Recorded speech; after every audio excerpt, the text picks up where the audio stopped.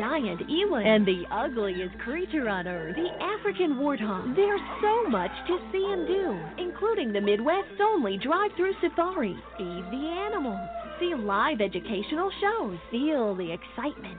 Have your picture taken with a python or cockatoo. Feel the adventure. Shop the Symbol Lodge gift shop with items available from around the globe. Visit the snack bar or picnic facilities. Enjoy a pony or camel ride. Or cheer your favorite porker on to victory in the famous Pork Chop Down. Bring your family to see the rare and exotic animals at African Safari Wildlife Park in Port Clinton, Ohio. Just take Route 2 to the Route 53 North exit and follow the sign. Only 17 miles west of Cedar Point via Route 6. Open every day, rain or shine. When you don't go to Geico.com, car insurance can be confusing. Like Swedish techno confusing. Bark, bark, meow, meow. Dance with me, purple cow. Bark, bark, meow, meow. Ooh, you lovely cow. Geico makes it easy. With 24/7 access, all you have to do is go to Geico.com and you could save money on car insurance. It just makes sense. Unlike, Dance with me, purple cow. I like your moves. When you don't go to Geico.com, car insurance can be hard. Like early 90s heavy metal hard. I'm yelling and screaming and I'm loud. Roar. Geico makes it easy. You can review and update your policy or report a claim on Geico.com or the Geico mobile app. Because shouldn't we all have a little less stress in our lives? I'm not even upset about anything.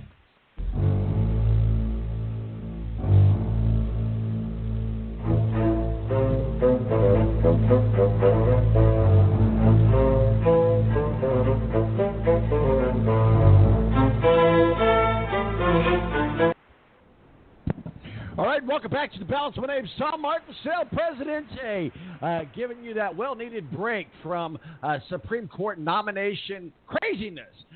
So we will definitely not be talking about that today. Thank you to Matthew-Embury joining us, talking some college football with us, and Steve Wilson just now talking about the Monster Mile out in Dover, Delaware, NASCAR action. Of course, there's some changes in Aero Pack for 2019, but joining us also is not a Supreme Court judge nominee, but a Supreme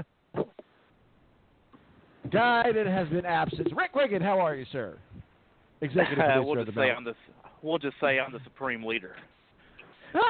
Supreme Leader, that's right. And joining us now, also another Supreme human being, is Mr. Ed-Kracz, beat writer for the Philadelphia Eagles. And I'm going to try to get this right again. Stand by for Sports Exchange, www.footballmaven.io/Eagles. Welcome aboard, Mr. Nailed it. Nailed it. Nailed it. Yep. That's right. None of us are going to get on the Supreme Court, so we'll just have to have supreme knowledge of football today. Congratulations to Rick Wiggin.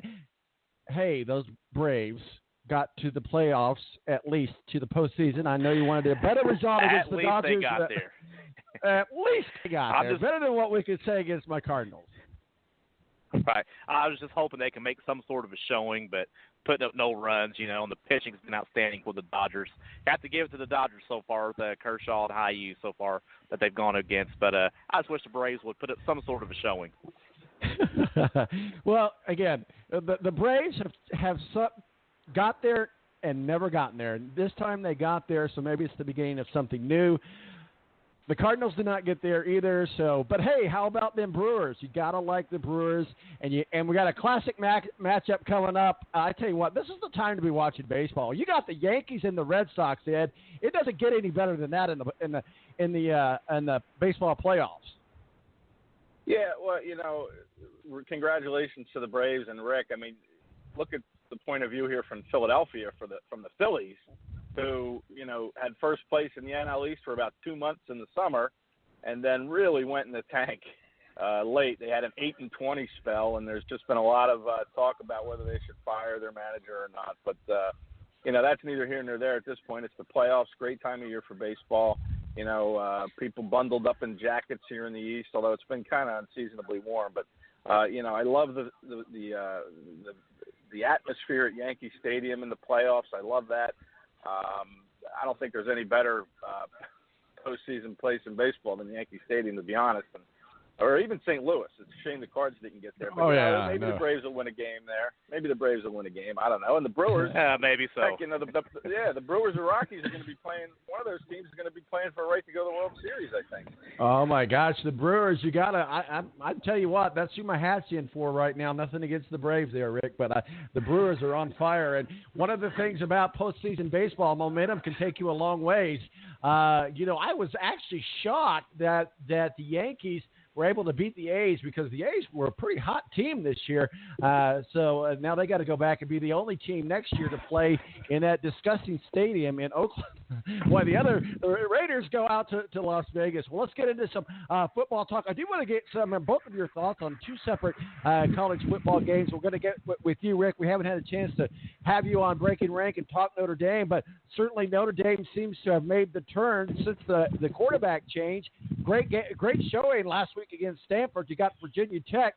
This tonight, man, that's a win. But a question that I asked Matt, maybe get your thoughts, Rick.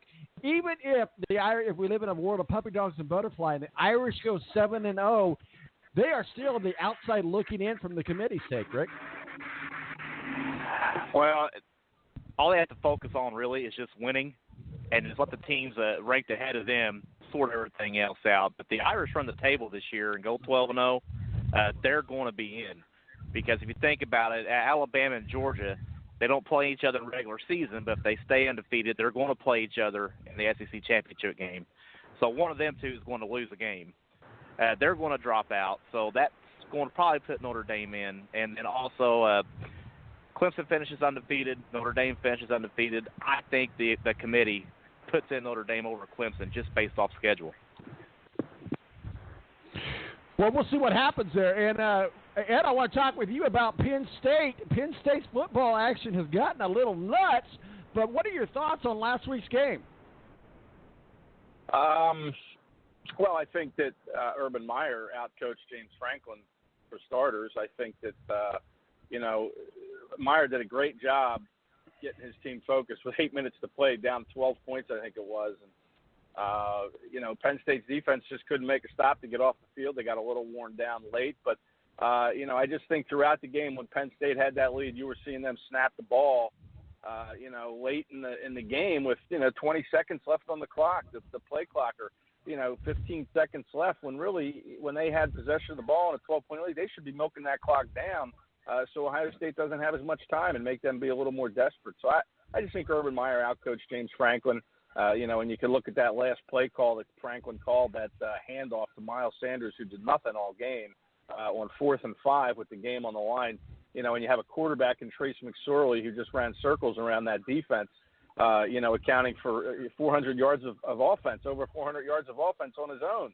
I mean, that to me is Heisman worthy. But as a team, Penn State just, that was a big loss for them. They're out of the playoff picture, obviously. The best they can hope for is a New Year's Day bowl. But, I think they have the Heisman Trophy winner in Trace McSorley playing quarterback for them. I couldn't agree with you more, and I actually had Penn State, I thought, going into the season as that dark horse that could slip into that number 4 slot. But it certainly doesn't look like that's going to be possible. Of course, Ohio State has my Indiana Hoosiers today. Go Hoosiers. Probably that's about as far as they go. So let's get into the NFL. Is that game next week? Excuse me. Today. I think that game's next week, isn't it, Tom? Ohio State, Penn State, Indiana. Oh, right. No, I meant Ohio State and Indiana play today. I'm sorry, that's what I meant to say. That's right. That's right. Okay. Well, let's get into Week 4, guys. The title of the show is Week 4 Panic Attack in the NFL. The NFL has no patience. One would say, logically, looking at paper, luck looks great. And we're going to start with NFC because it was Thursday. It was the short week. A lot of people knew it was going to be a difficult game going into Foxborough. History's not on their side there. Even if we'd had a perfect season, and we were so close to being a 4-0 team, we should have been a 4-0 team going in there. But now we are just we're a 1-3 team. The Colts, even though they look good on the field, what matters, Ed and Rick, is the wins and losses. And we got Tom Brady now back, and they got Edelman back, and again, Bill Belichick, Tom Brady, and the Patriots do what they do, and now it looks like they're firing on all cylinders again. What were your thoughts just looking at the Patriots just dismantle the Colts piece by piece? Really, I would say the Colts were never really in it at all on Thursday night. Ed? Yeah, well, I didn't see the game Thursday night. I had won tickets to go see Aladdin in New York City, so I took my daughter. That's what you said. To see that show, so I missed it. I thought you were saying you watched the Braves game instead. No, I'm a big, you guys may not know this about me, but I'm a big Broadway show guy, man. I love going to New York City and, taking in a play or a show. I mean, that's like one of the favorite things I like to do, to get away from sports for a little bit. But, yeah, I think, look, the Colts are close. I mean, they've played close games. Maybe they may not have been in it Thursday night against Brady in Foxborough, but, I like the way the Colts are playing. They're a fairly young team that is still learning to win. And you could make some comparisons to the 2016 Eagles, who went 7-9 in their first year under Doug Peterson, but lost several close games in that stretch by 7 points or less. I think they lost 7 games. So, you have to kind of learn to crawl or walk before you can run. And, I think that's kind of what the Colts are doing. And you just hope that when they're ready to run after this season, after learning from some of these defeats and what they can do differently to turn those into W's next year, you just hope that Andrew Luck is still healthy at that point. And so far, so good for him. He's playing well. He's getting better each week, it seems, and that is very encouraging. So, Rick, I know you were watching the Braves game, and I don't blame you for missing the Colts game, but what are your thoughts about the Colts this season overall? And I know you got Conor McGregor today, too. Conor McGregor! Is there anything you want to say about that, sir? I'm with that. I think the Colts are close. I think Frank Reich is the right head coach there in Indianapolis. They still got some things to do to build around Andrew there. The last regime there in Indianapolis, it seems like they just couldn't get off the bench when it came to drafting the right guys and getting the right personnel in there to run the schemes. Now Frank Reich is there. I think he's going to get it turned around. They already look close. Andrew Luck looks good. Drafting Quentin Nelson has already made a huge impact for the Colts because he's not. It's still early in the season, but that line just looks a lot better, especially with Quentin Nelson there. Now they got the injury to T.Y. Hilton. I'm not sure. I haven't seen the update on when he may or may not be back or really what his injury is. I just don't think he's playing this weekend. But I think they're close. That division doesn't look as nearly as daunting as we thought at the beginning of the season. With Jacksonville's not looking like the team from last year. Tennessee is winning, but they're winning close games. I think being 1-3 now, 1-4.